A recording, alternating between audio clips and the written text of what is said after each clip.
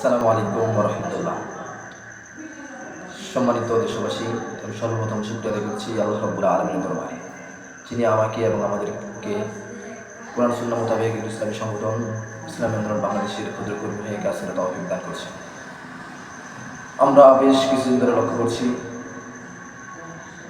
অন্য আরেকটি রাজনৈতিক দলের নেতাকর্মীরা আমাদের ইসলামী আন্দোলন নেতাকর্মীদের বিরুদ্ধে অনলাইন এবং অফলাইন উভয় জায়গায় বিভিন্ন ধরনের অপপ্রচার, অপমানজনক আচরণ, প্রপাগান্ডা ছড়াচ্ছেন এবং আমাদের বিরুদ্ধে মিথ্যাচার করছেন।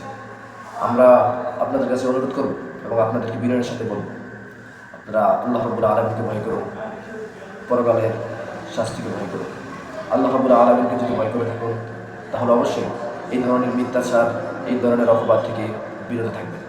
আর আমরা যারা ইসলাম আন্দোলন করি, আমরা অবশ্যই বিশ্বাস করি আমাদের সঙ্গে আল্লাহ রাব্বুল আলামিন আছেন। ইনশাআল্লাহ বিজয় আমাদের হবেই। তবে আপনারা আমাদের বিরুদ্ধে অপপ্রচার, মিথ্যাচার করে আপনারা সফল হতে পারবেন না। কোরআন সুন্নাহর পক্ষে যতদিন ইসলামী আন্দোলন বাংলাদেশ আছে, ততদিন আমরাও ইসলামী আন্দোলন বাংলাদেশের সাথে আছি। অতএব আমরা কোরআন সুন্নাহ মোতাবেক এই সংগঠনের কর্মীদের কাজ করতে চাই। আপনারা আমাদেরকে যত মিথ্যাচারের ভিতরে পেতে চান, অপবাদের ভিতরে পেতে চান, ইনশাআল্লাহ আমাদেরকে দমাবার সে শক্তি আপনাদের নেই। আমরা কোরআন সুন্নাহ মোতাবেক ইসলামী আন্দোলন বাংলাদেশের পক্ষে থাকবো এবং কথা বলবোই ইনশাআল্লাহ। আসসালামু আলাইকুম ওয়া রাহমাতুল্লাহ।